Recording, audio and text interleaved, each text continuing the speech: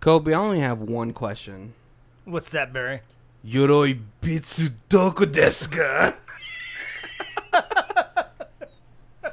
I hope I didn't offend anyone with that. I'm pretty sure I said it right. Yeah, I feel like the accent was decent too. What's going on, guys? My name is Barry. And this is Colby. And this is Who Watches This.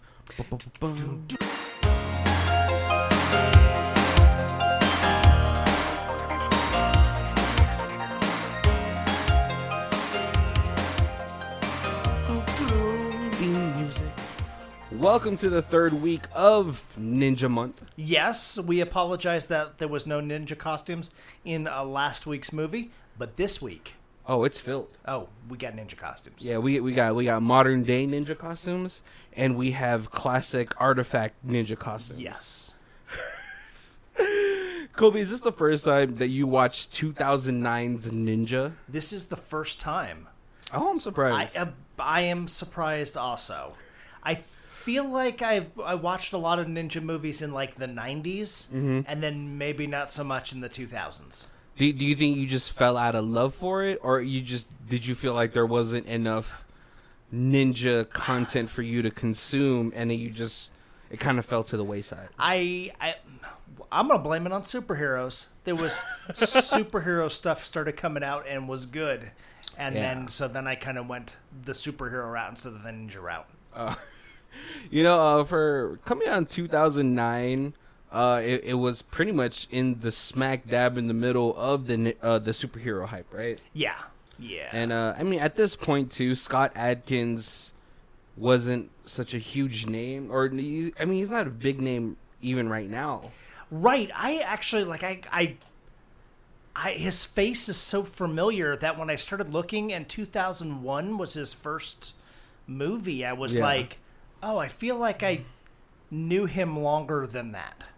Yeah, I just feel like maybe I think a part of it is that he's British, so like I'm surprised he didn't work more with Jason Statham, right? Doing the martial arts, or maybe he did and we just don't know. But he's slowly gotten into more things. He was even the star of some movies now. Yeah. And he was in Expendables 2, so he's been in some bigger name movies with some bigger actors. Yeah. I almost feel like he missed his time. Like, oh yeah, definitely. If he was early 90s, he would have been like huge. Yeah, he would have just been the British Jean-Claude Van Damme. Oh, I could see him fighting Jean-Claude Van Damme. Yeah, that's what I was thinking this whole time. Like ever since I've seen Scott Adkins, I believe it was one of the first movies I saw him with, who was also directed by the same person, Isaac Florentine, who kind of got him more into acting instead of stunt work, because it looks like he was doing a lot of stunt work earlier in his career. Right. The first thing I saw him was in Undisputed 3 or 4. Okay. And at that point, Undisputed, the first movie, if you guys never heard about it, it's with Wesley Snipes and Ving Rhames, where they do a boxing match in prison, and then it kind of just escalated even more so, where Scott Adkins was playing I believe a Russian fighter. Okay. And it was like pretty brutal. Just like this one, like the fight choreography is amazing. Very, very good. Right? And I believe he does most of his own stunts. Yeah. And so like as I was watching this movie, and even like Undisputed 3 or 4, whatever he was in, it just seems like I was just like, man, you know what? If he was late 80s, early 90s. Yeah. Star. Yeah. I saw something where he had, like, this is a great quote. He said, "I believe that I myself am the king of the sequel." Because whenever somebody asks me, what are you doing next? I say, I'm not sure, but I'm sure that there's a 3 or the 4 in the title. And you know what, though? Props to him for never like getting too big-headed or anything like that. Right. Because, obviously we all know anything that has that goes beyond a 3 or like a second movie that isn't a part of like some sort of trilogy. Right. It's direct to Blu-ray or DVD. Yeah. But good for him. You know, good for him to knowing that, like, hey, I'm just gonna take work as it comes. Right. You know, sometimes. And lots of times, unfortunately, lots of times you get that where you have like once you get past the second movie, once you get to like 3 and 4, the story lacks, and they're just kind of like, let's put in a lot of fight scenes. I'm here for it, right? And that's kind of his jam. Yeah. You know, and obviously when you see him act, he's not very dynamic, right? He's not horrible. Yeah, and he's not horrible. And he has certainly gotten much better. All right. So here's one thing, right? So you know who like he's very relatable to, right? Is that if he could if he could just expand it just a little bit, he could be like the next Jason Statham. Yeah. Right? Because Jason Statham, as everyone knows, super famous action star. Right. But one of the first movies he's done is, I believe, one of our early episodes, the Long Stock and Barrel. Oh, yeah. What is it called? Yes. And 2 Smoking Barrels?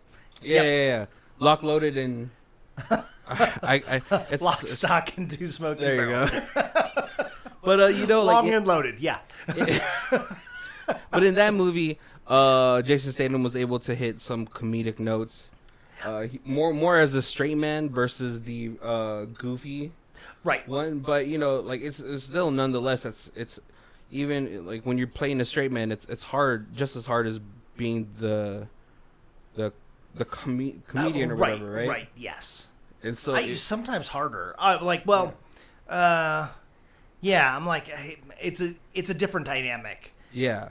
But it's there, and you're supposed to be like the person the jokes bouncing off of. Yes. To make it funnier, and so if Scott Adkins can maybe do something like that, yeah. Yeah. Or you know what? I hate to say it, do a kids movie. you know who did kids movies? The Rock. Right. Vin Diesel. Maybe that's the thing that you do that like breaks your train of like your typecast. All right, like being pigeonholed into certain things, right? Yeah. Who else did it? Arnold. Right. Sylvester Stallone did it. I think he did it with what was it called? I think he did it with his like a mom. I forgot what the movie was called, where his mom was also like with him, and she was like, you know what I'm talking about, right? Right. See, so I feel like if Scott Adkins can somehow get himself into a role where he's playing, it's a children's movie. Right. Even like Eddie Murphy had kind of typecast himself. Yeah. And then he did some kids movies, some Dr. Dolittle and stuff. And it really broadened him into a fully rounded actor. Yeah.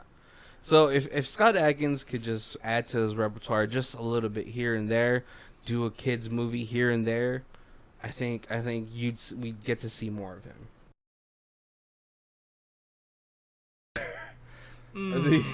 The Chinese takeout box font. Because I swear to God, I was like, when was this movie made? I mean, fair. Was I not the only one surprised, or for you was it just something, as a white person? Did you even notice? I didn't even notice. Which is, it's nothing towards you, it's so normalized for you, right? Right. Or for just American folk in general. But I was just like, man, they really put this Chinese box takeout lettering in the beginning of this movie. I have to rewatch the beginning to see what you... See what I... Yeah, because I know what you mean, but I don't remember it at this movie. Yeah, it's straight up right at the beginning, and as they're introducing all the actors like Scott Adkins and all, and Mika Hiji, it's in that lettering, that font. Yep. I'll pull it up for you. Here, hold on, let me pull it up for you, because I was just like, man, really, that is so. That's what I was like. That is so 90s. I love that how you described it too. Chinese food takeout box lettering. because that's exactly what it looks like. But no, so we start off this movie in for some reason. Yeah, we start off this movie in a ninja school that's just operating during the daytime. It explains at the beginning of the movie that all ninjas have been expelled. Yes. Right, but they trained in secret because, well, guess what? That's what ninjas do. They're all in secrecy. Right. They're in the shadows. And let's be honest, like, no shogun is letting go of their ninja clan that they have on the back pocket. You're not doing that. You're keeping those ninjas around. But we learned that Scott Adkins is a orphan. Yes. Who is apparently a GI baby. Right. That we later learned because the father is a military. Yep. And which I presume, because I believe it doesn't say they're in Japan, but I just figured they're in Japan. It's ninjas, so I also figured that. Right? So I'm assuming, is Scott Adkins supposed to be half Japanese? I don't think so. No? No. Okay. Because it sounded like they were just moved, like his parents were moving around, and when they were there, his dad, his drinking got out of control. Mom was like, I'm out of here, left the baby, because she's a bad mom. Right. And then, she escaped all by herself. Right, we don't know the story yet. Selfish Maybe bitch. that was the way she had to do it. And then his dad's depression made his drinking worse, and he eventually got into a DUI and died. Okay. And then someone, I believe during the whole story, they had said maybe his grandparents were like, well, instead of leaving him in the orphanage, we take him to this ninja school. Right, because what is his mom... I think it was like his mom left when he was 7, and his dad died when he was 11, and it was like 11's too old to go to an orphanage in Japan when you're white. So let's drop you off at this monastery instead. Well, but the thing that gets me is that his dad is military, so I would have presumed that he would have been on a military base. Yes, that would make sense. Right. Henceforth, smart word. Wouldn't he go to like an American orphanage, right? But let's not nitpick this movie. Right. They don't just say maybe dad has been like kicked out of the military or something. And just stayed in Japan. His drinking and stayed in Japan. They don't go into it too much. Yeah, so I just want you guys to know, I want you to presume that this movie has a 3 or a 4 at the end of it. Pertaining at least to the story, right? But no, we see that there's a rivalry between Casey, who is Scott Adkins, and Masazuka. Yes. Who also what I gathered from is also an orphan. Right.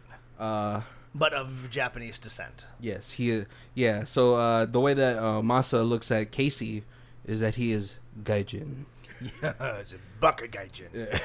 Which, if you guys don't know, it just means outsider or foreigner, right? Yes. And so they are up for it is up for grabs who is going to be the Soke, which is going to be the next leader of the ninja school. Yes. And during a sprawl, they get into it. Masa obviously overpowering Casey. Yeah. Super aggressive. It's almost like a Sith versus a Jedi. Right. And the sensei even makes a comment about how it's Masa is has this tiger-like attack, but and then Casey is like this gentle floating butterfly, and both of them need to learn from each other so that they can be a more well-rounded student. Yeah, so it's like basically saying that one is yin, one is yang. Right? Yes, yeah. Unfortunately, Masa just couldn't get over it. Especially he sees that there's a moment between Casey and Namiko, who is the female romantic interest. Right, we'll say the most attractive girl in the dojo. Well, I don't know. One of the girls doing the kata, she was kind of buff, but I'd be down for that. Like, she would carry me to bed. Yeah. But and I think that's one of the things that set Masa over the edge. And so as they fight, he overpowers him and tries to kill him with a real katana, right?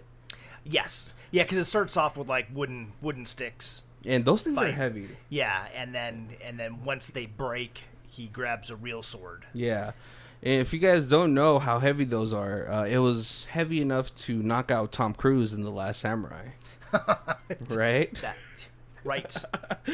But no, so Masa gets exiled from the school, and he is obviously sad because that's all he knows. Right, and he assumed that he was going to be the next leader. Yeah, next Soke. But what Masa doesn't know is that everything he learned from that school, he can take out into the world and gain everything back. Yes. And so, like a little side story, there is like this super secret organization. They kind of don't matter though, right? They don't really. As far as secret organizations go, they're not as menacing as Masa.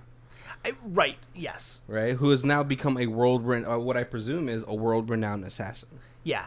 It's like a secret organization full of thugs that only know how to fight a little bit so that ninjas can beat their asses a lot during this movie. But, they're all tycoons. They're like these new age Nazis from what I saw from their hand signed. Right. And culty. Very culty, right? Yeah, like they all got hoods. Have the robes. Yeah. Right. But, so yeah, we see that Masa has become an assassin, right? And at this point, the head of the current Soke of the ninja school is announcing who will be the next Soke, which I presume is going to be Casey. Right. Obviously the strongest in the school, I believe, but Masa comes to interject. Yeah, and now he's got a little assassin money, so he pulls up in a limo wearing some long leather jacket and a white scarf, looking very Yakuza. Yes. But no, the current Soke knows that he is there to take the Yasui Bitsu. No, the Yoroi Bitsu. Yes. Which is the last official ninja outfit and weapons. Yes. But yeah, so they get it ready. He gets it sent to New York because it is clear across the world, and they're going to put it in some vault. Right, at some heritage museum. Right. And so, it's called Casey and Namiko go to New York to do that journey, to do the transfer or the delivery. Meanwhile, Masa has raided the school and killed the master. Yeah. But that's a great fight scene. The rain, him going through all the students and fighting them. And the current Soke, he's pretty much just a human version of Yoda. Yes. He is hopping around like a spry 30-year-old. Yeah, I love it when you watch a movie and like the guy who's like the old master still kicks ass. Right. I was sad that the chubby old guy got cut down pretty quickly. Right. He had those killer size. Yeah. He was like a Japanese cartman. Apparently, he is like a world-renowned martial arts master, and they brought him into this movie so they have like some legitimacy, and some of the actors and stuff he taught how to fight. Oh, that's badass. And so like when like a little bit earlier they show him and he's got like samurai sword and he's like cutting through bamboo and stuff like that. That's actually like stuff that he really does. Oh, okay. That's pretty awesome. But no, at this point Masa is sort of just throwing a tantrum. He wants to be the next Soke. The current Soke has pretty much been his father. But because of his unruliness, his hate, his aggressive nature.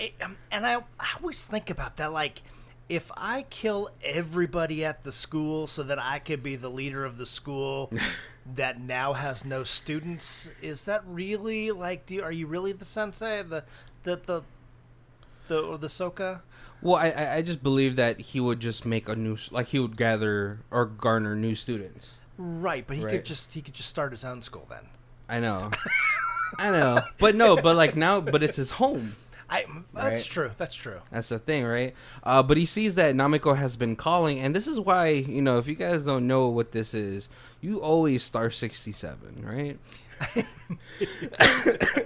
No one's gonna get that, but you want to block your phone if you're calling, just in case that the school is gonna get raided by Masa. You don't want him to know where you're at by your area code. Right? Yeah. That's all he needs, a general vicinity. Yeah, because he's now got, like you said, he's got assassin money. So yeah, if he knows what country you're in, he's heading that way. And it seems like he already has an assassin pad in New York.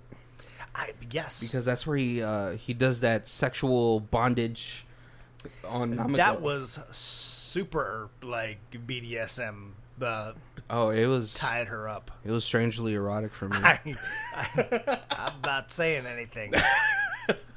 I can say that. No, and so everything gets settled down. What's it called? Scott Adkins, or Casey, learns that his mother has actually already passed away. Yes, months before he can come there, and at this point, Scott, Masa has contacted the organization that he has been working for to do him a solid, which they respect because Masa is the most dangerous ninja in the world. Yeah, possibly, as far as they know, the only real ninja left. Right. And so they raid where Casey and Namiko have been staying. Everyone gets murdered. The other two ninjas get murdered. And I was really waiting for like Casey to just be like, "Oh no, Tanjiro, Kenji," like one of those dramatic death cries. Yeah, they don't. Well, the one that saved Namiko, badass though. He got shot in the chest and still managed to kill this Russian thug. Right. And I feel like they're Russian thugs just because of the way they're dressed. No, because earlier they talked about the Russian oil refinery. So I think they were. Good guess. Right. No, and so they escape, but the police catch on because obviously you can't just shoot guns in the middle of New York of what looks like a luxury building. Right. But, when they jump out, I was like, they can't jump out. They're probably 30 stories high. Nope, it's a second-story apartment building.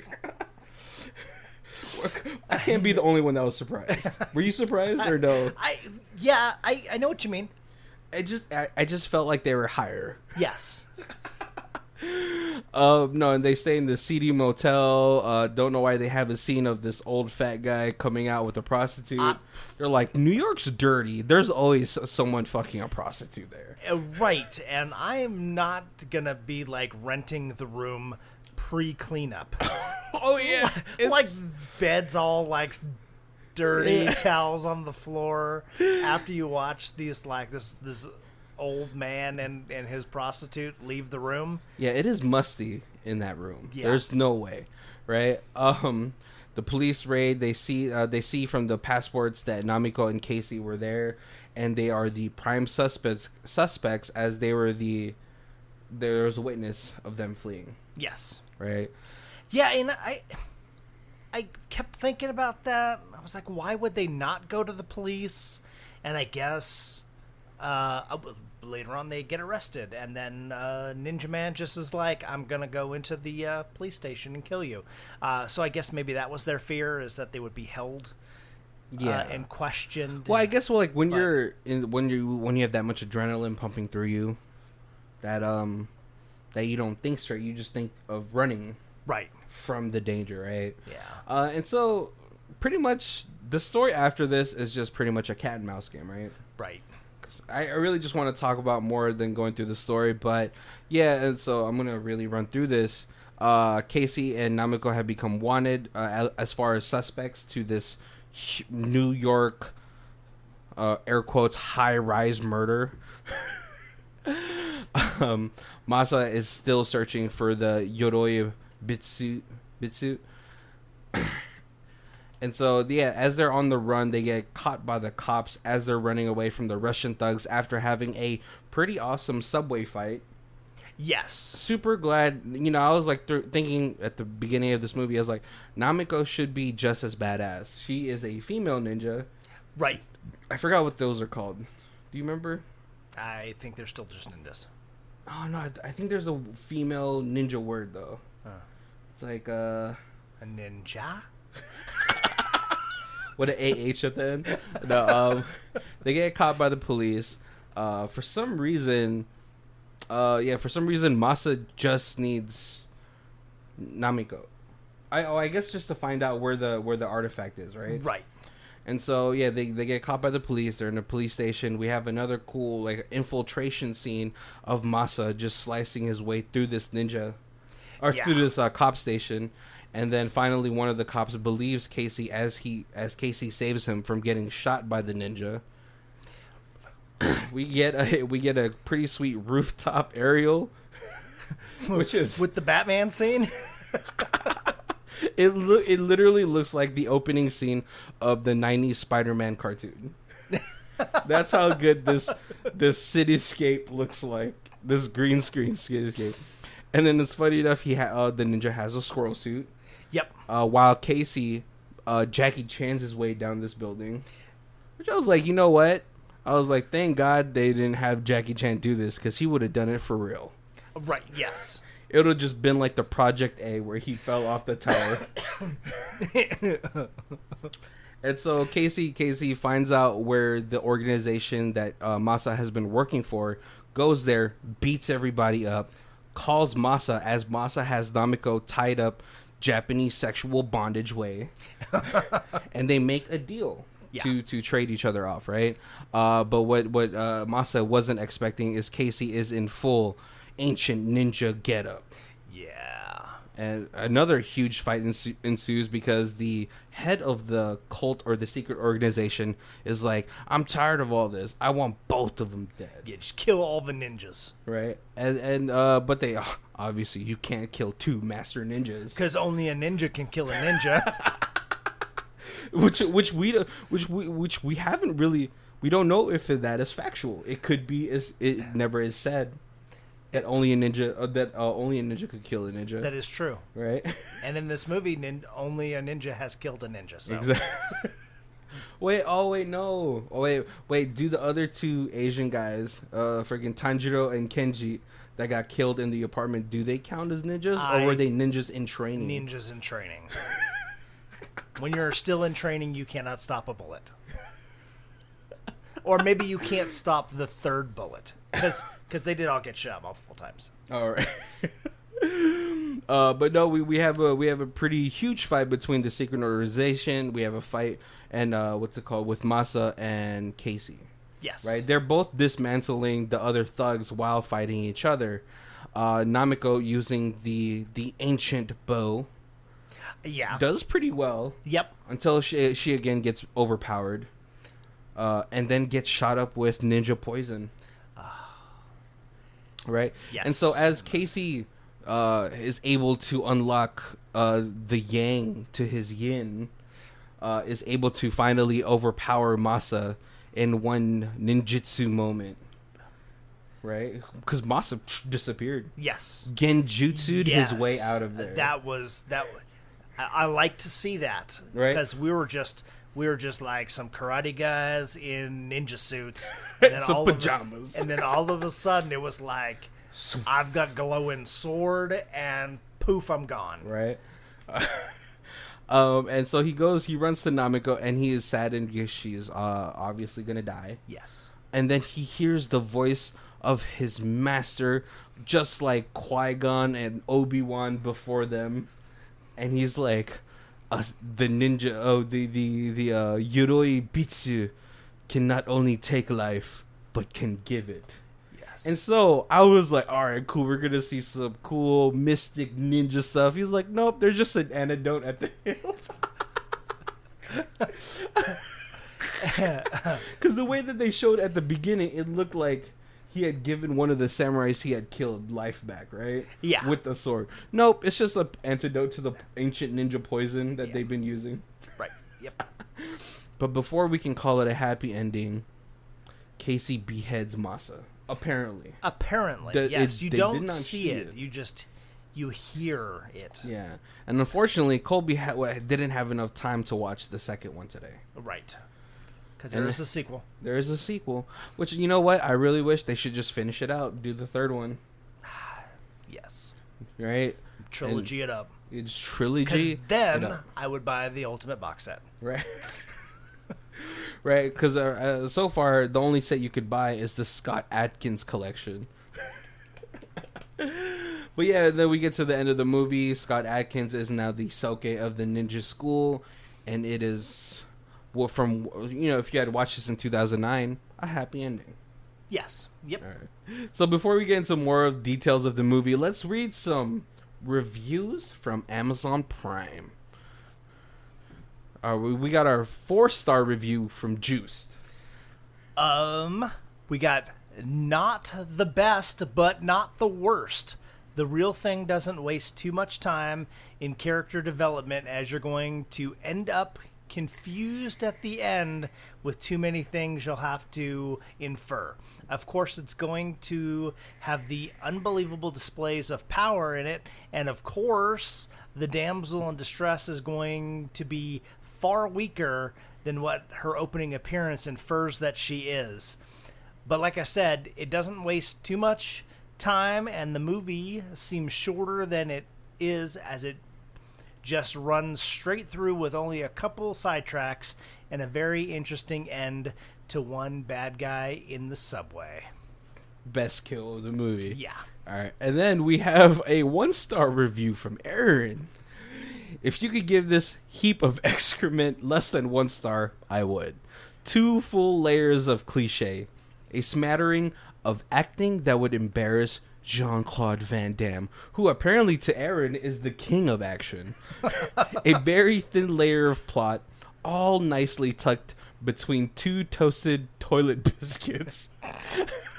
I knew it wasn't going to be good 5 minutes in, but I watched the whole thing, and now I think I hate myself and need counseling.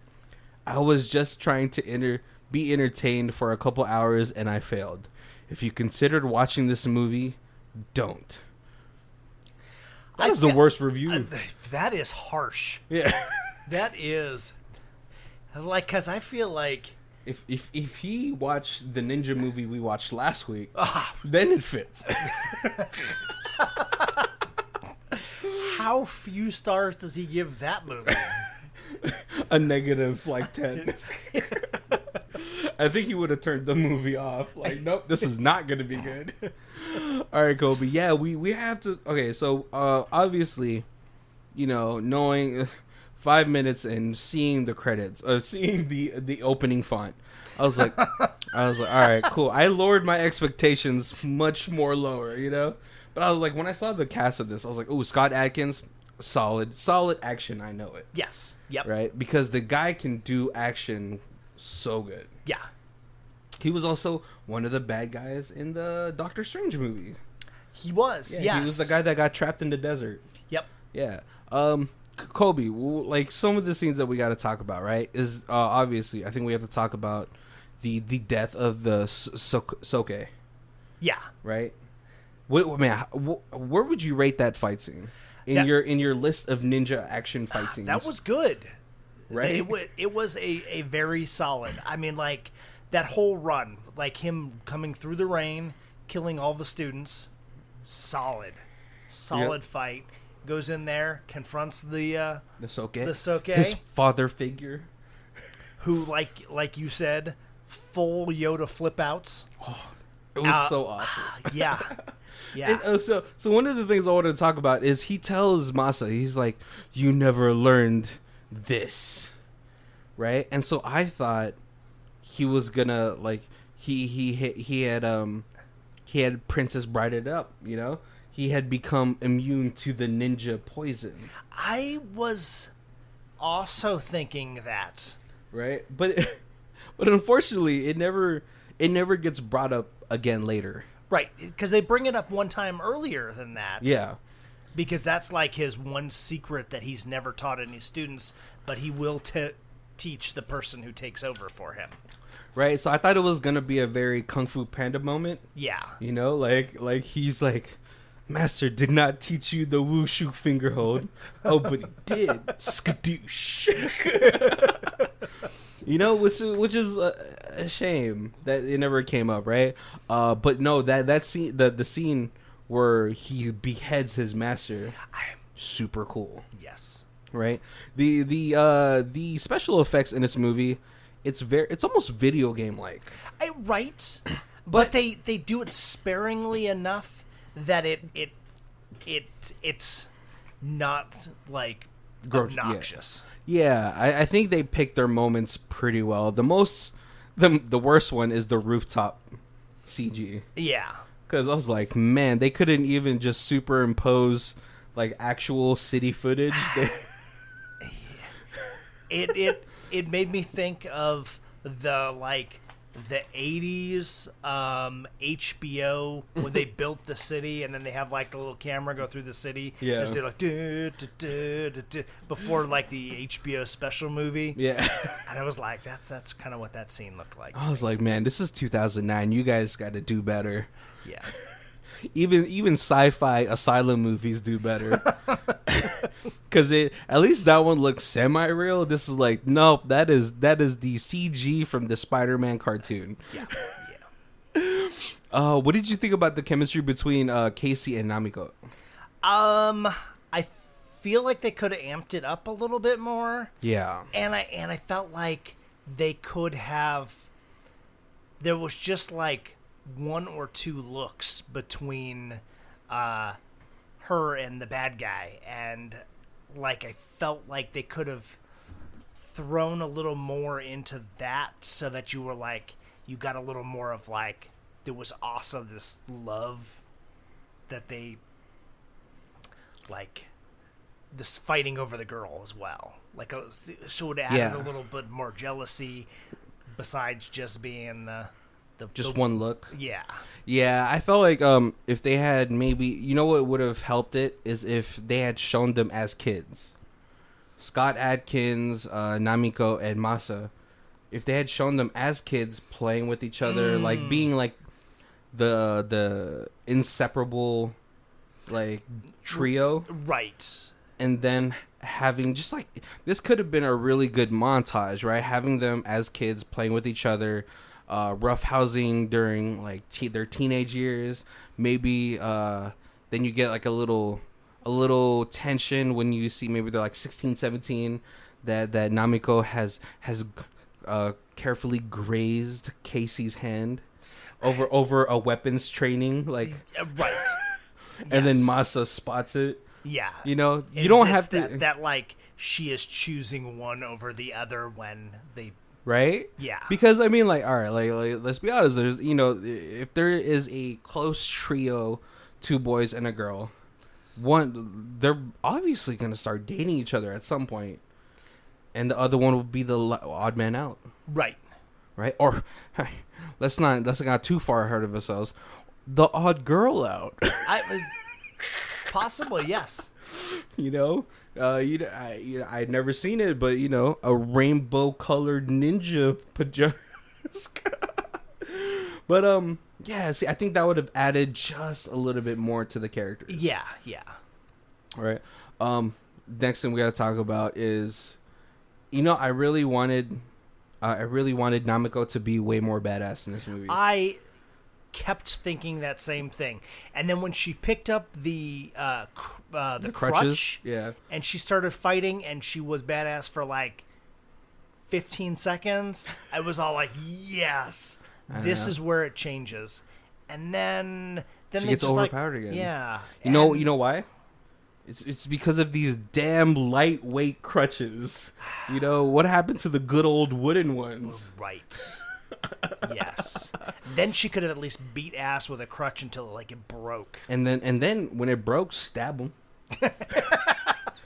You know, but yes, it was definitely, and every time it was like she get hit, and then she'd be all like, Casey, and like he'd be like, okay, I'm coming. But I don't know. I feel like she gets beat pretty like hard.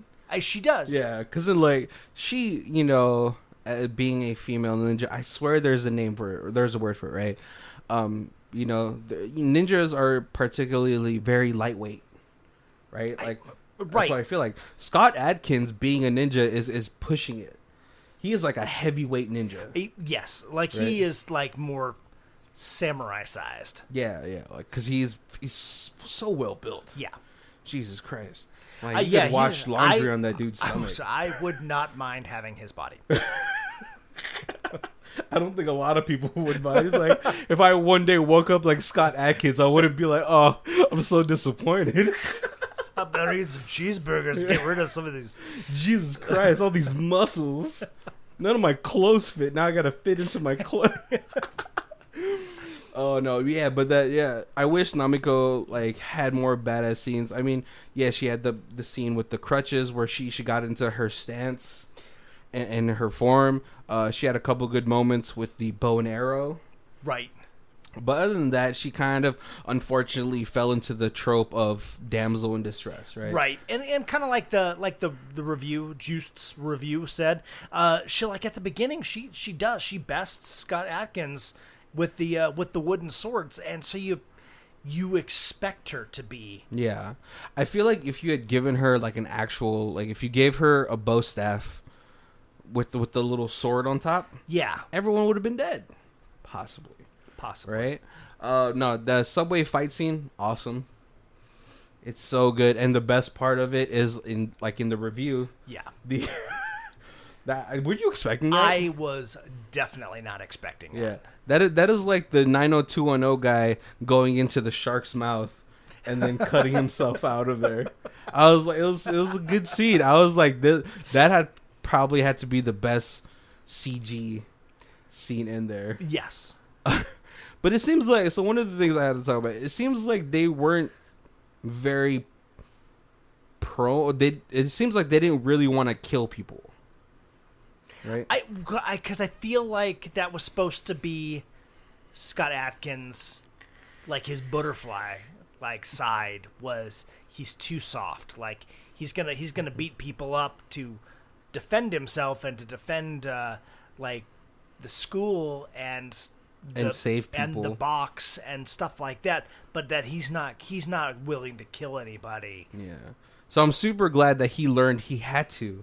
When Namiko got super beat up in the train, right? Yeah. That's when I'm pretty sure he crushes that dude's larynx. Right. And like it almost get like his face like that's the first time he's ever killed somebody. Well, no, because he does throw that guy out of the train and he gets hit by the other train. Oh no, that's what I mean. Okay. No, but like the more emotional one was the guy after. When maybe because he had to look him in the eyes. Right. You know, because like Dwight said, the eyes are the testicles of the face.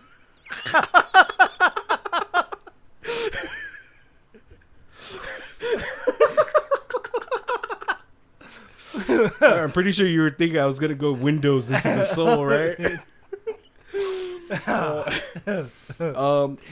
One of the less important things I feel like was in this movie was the detective work that one detective guy was doing. And the secret organization. Right. Yeah. They could have played that secret organization. They could have just made it like a mob. And the mob is like, here's our regular old hitman, but sometimes we need a ninja to get in there and like not just be thuggy. And like I feel like that would have worked better. Yeah, it was like they didn't need to make it a secret organization. Yeah. Or like you got to pick one or the other, you know. Well, I guess, you know, I guess I was okay with the light detective work that was in there because how else were they going to realistically escape the city if they didn't have that cop on their side? Mm-hmm. Right? But yeah, I definitely would have liked it to a little bit more just to see the secret society. Oh, because usually you get like a secret society, and then like the secret society, you find out everybody's there as a ninja. Yeah, and it was like, oh, he's been training them all, and that would have been like maybe that would have been pretty badass. Right? You know, like speculation for the second movie, right? See, if this secret organization was just a little bit more menacing, right? Yeah, a little bit more. Then in the second movie, Masa would still be alive, but he'd be half cyborg. Tell me you're not willing to see that version of the sequel. Yes, I would 100% watch that.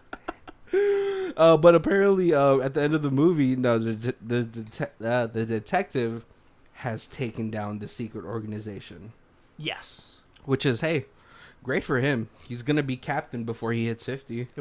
Right. That was actually that was a pretty well done fight scene too. When he goes into the secret organization, Casey goes into the secret organization and basically fist fights 50 thugs. Right. That one is the least ninja. It is part of the movie. Right? It is, but it's a good long fight scene. And like I said, he does like most of his special effects, so there's not a whole lot of cutscenes or anything. Yeah, it's pretty. It's almost like one shot. Yeah, it's pretty fluid. Yeah, it almost kind of reminds me of a Tony Jaa fight scene. Yeah, because he was at that point in time. Namiko has been kidnapped by Masa, and so he is tapping into the tiger side. Yes. Of himself, which makes him a lot more brutal. Mm-hmm. Like, I feel like when he drags that old guy down from the second story onto the floor, he should have died. Like, something should have snapped. That guy looks like he's 60. Yeah. At least a hit. Yeah. Yep. Oh man. But no, this leads us into the end of the movie, right? Where we get the final reveal. What's it called? Scott Adkins. He breaks into the museum where the Yoroi Bitsu is in. Right. And we see a little bit of a ceremony where he dons the ancient ninja suit. Right. And he does the 9 hand symbols. Yeah. Where like all the ninja movies, they always do like put their hands together and they do like the 9. Oh, the 9 animals, like whatever it is. Yeah. Yeah. If you guys know what we're talking about, it's the Naruto hand signs, you know, the kotonjutsu. When I was probably like 13, I had a poster on my wall in my room of the 9 symbols, and so I would like practice them because at that point I was going to be a ninja. And then I realized, I was like fat and white, and so those two things both didn't. They didn't allow you to live your dream, huh? Yeah, and I wasn't dedicated enough to spend like 8 hours a day practicing being a ninja. Right. I was just like, you know what? If I watch enough ninja movies, I will learn martial arts by osmosis, right. And then I will be a badass. You know what would have been really cool at the end of the final scene, right? Is if Scott Adkins or Casey and Masa had to team up temporarily, and they go back to back Shuriken Tornado, right? Or as Jake Peralta from Brooklyn Nine-Nine would call it, Man Sprinkler. You know, but that would have been a really cool like scene, right? Just to clear out the way for the for the important battle. And like you had the little montage-y flashback of them being as kids. Oh, that totally would have fit into that because it would have been that like, hey, we were buddies at one time. Let's work together to do this. Boom. Yeah. Thugs all gone. Back to fighting. Right. Like it would have just fit. It would have the puzzle, like the pieces would have just fit in all back together, right? Yeah. Like they would have naturally even just done it. Yes. Because they want to get to the important fight, right? Right. See. Oh, and then like what's it called when they go back to back? It's a little cutscene of them and then Namiko like playing in the sand. Psh, emotional impact right there. Yeah. Kobe, I feel like we should just write a movie and send it to Asylum. We would get, I don't know, what awards do Asylum movies get? Like raspberries? Is that what they're called?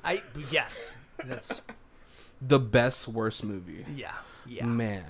But yeah, the final fight scene is it's awesome. It's a little anticlimactic because they go into their little jutsus. Yeah, you know. We didn't get a more extended fight of them, like just brawling it out. But we get one of Masa doing his genjutsu, which is like an illusionary jutsu. Yep. And then Masa, I don't know, just taijutsu. Like hand to hand. But it's cool because it's like at that end scene, it is the futuristic kind of ninja suit where he's got like the little things that slide over his eyes and he can see in the dark. Yeah. And he's got guns and his little armor and stuff is like looks more futuristic. And then yeah, he looks like Snake Eyes. Yes. Right? Yes. And then you have old school. Right. Where it's kind of just black ninja outfit, but with the headband and then like, I don't know, shoulder pads. I'm not sure. Well, I'm pretty sure he has the hand guards, right? Because yes. we see a little bit of that suit at the beginning of the movie where he blocks like swords, like katana, samurai swords with it. So yeah, it's a nice little melding of like two different ideals, right? Yeah. But I still gotta say, Masa's ninja suit is way more awesome, just because of the sliding night vision goggles. Yep. But you know what? That made him soft. Because like in the beginning, Soke, he everything is dark, and he uses he heightens his senses. He does to block one poison needle. Right. He just didn't expect there to be more than one. Yeah. Another cool thing too, Masa has a lot of the cool scenes. When he's trying to get to New York, trying to book a ticket, right? He sees another guy that looks kind of like him, and so he puts one of the needles in his mouth. And I was like, man, how is he gonna spit that? And then out comes a little mini tube. Yep. To act as a what's it called, like a little mini blow dart or blow gun. Awesome. Yeah. I was like, that's really cool and kind of scary. Right. Yeah. All right, guys, we're coming up to our hour. I hope you guys have enjoyed this. If this is the first time you guys are joining us, thank you for joining us. But if you guys don't know, this is how we do our ratings, right? We have Stream It, DVD It, Blu-ray It, and Ultimate Box Collection. Yeah, like I said, I wish I would have seen number 2 before we did this review, so that way I could be like, do I need the Scott Adkins Bach collection? Right. Bach? Just Bach. Yeah. Box collection. I'm pretty sure it's Bach in the language. It probably is. This was actually, like, I would definitely watch this again. I'd show people this. Yeah. I think Scott did a pretty fantastic job. I don't know if I'd go Blu-ray.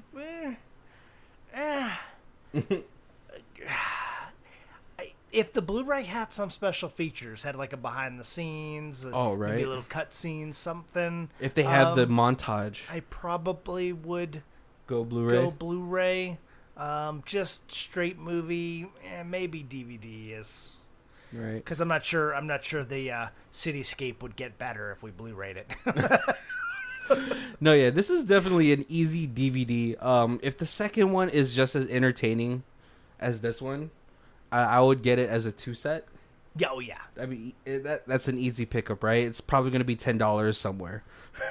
Right. But yeah, easy. This movie is super enjoyable. If you go into this movie expecting a great storyline, don't. This is pretty much just it's a very kung fu panda like storyline. Yes. Which I feel like a lot of martial arts movies are, right? Right. But if you just want to enjoy straight up action, like 90s style action, oh, totally. An easy watch. Yeah. Right. Are you excited to watch the second one? I am. I actually may watch it tonight. Are you hoping that there's going to be more romance between him and Namiko? I want there to be, but I don't want them to overdo it. I don't want to watch a martial art romance. Like that's what you're talking about, Kobe. That's what Ninja Scroll is all about. No, I wouldn't mind. One of the things that scares me is that in the second one, Namiko is gonna die in like the first 10 minutes, and that'll be his like full revenge story. Oh, that is a definite possibility, right? Which would be a bummer. Like the movie starts with them getting married, yeah, and having little ninja children, and then Cyborg Matsuma comes out of nowhere and kills her. Right, which would be kind of disappointing because I even though she played a little bit of a damsel in this movie, I think she was strong enough where like the points that where she was able to fight back and hold her own was very enjoyable. Yeah, just because there's so many damsels in movies that like I want there to be more badass women. Right, and it's God, like there's like 2 times in the movie where she's getting beat up a little bit and she kind of like gains her composure and she like stances up. Yeah. And both times I'm like, oh, here it comes. And then she like has like 2 good throws and then she starts getting beat up again. And both times I was like, oh. It's a letdown. It's a bummer, right? I think if this movie came out in 2019, she would have been way more badass because, yes. you know, Gal Gadot, I feel like, and Gal Gadot, what's it called? She's ScarJo. What's her? Scarlett Johansson. Black Widow. Black Widow. You know, we started getting more like female, like strong characters or badass women. Yeah. Which is enjoyable to watch. Yeah. Like, I don't mind it, right? And so hopefully in the second one, I'm pretty sure I'm going to watch it within this week. She's going to be a much more prevalent character. Yes. We got to watch it this week so that in our final review of ninja movies, we can make mention to it. Like, how are we gonna watch this? Remember last week? Watch the second part. Or remember last week? Yeah, don't watch the second part. All right, yeah, we have to, right? Hope you guys are tuned in for next week because we are doing what Colby has helmed, the greatest ninja movie ever. Yes. Ninja Assassin. Yes. What makes it the greatest ninja movie? You know, I just... Is it because it's directed by the Wachowski brothers? It's possible. It's got like old Shokasugi in it. I like it. Just I think the acting's good. The special effects are good. Like it's got a decent storyline. Yeah, I think as far as ninja movies go, that movie skirts the line between like mystical and like realistic. Yes. Very well. Yeah. You know, and so I think that's what makes it a pretty enjoyable movie. I'm kind of surprised. Maybe it's because of the box office turnout. That the main character Jung Ji-hoon, or Rain, as the K-pop audience will know him as, doesn't get more American roles for action movies. Even as a bad guy. I don't know if he'll play a bad guy, you know, because he was once Asia's Michael Jackson, the king of pop. Okay. In Asia, right? He was probably one of the biggest names before BTS. You know, like I think late 2000s. That's where he was. Like that was his pocket. Okay. Right. So I mean, I would enjoy to watch him in more American movies because he's kept trying to learn more English, get better at it, more fluent. Right. And, you know, the dude's body is out of this world. Right. And he still looks that good. It is 10. It was like, when did Ninja Assassin come out? Like, just about the same time as this one. So like this is 2009. 2010, 2011. Yeah. Dude's body's still rocking. He could still come back and make another attempt at an American movie career. Oh, yeah. I would be down with that. Right. All right, guys. Hope you guys enjoyed the show. If you guys check on our show notes, we have all of our affiliate links. Anything helps. Please just use them. You know, you're gonna buy stuff on Amazon anyway. And then we got our Facebook link on there, so follow us. We throw stuff up every once in a while. We kind of been trying to do like little ads for our thing where we do some videos, and they're horrible. So you should watch them and make fun of us. Right. But that's probably the easiest way to contact us and let us know what you like and what you don't like and what you want to see. Right. Well, my name is Barry. And this is Colby. And this is Who Watches This. If you guys want to check out who does our theme music, it is Lee Rosevere. It's called Arcade Montage. And it's on her album, Music for Podcast 3. And her Bandcamp is down below. Thank you.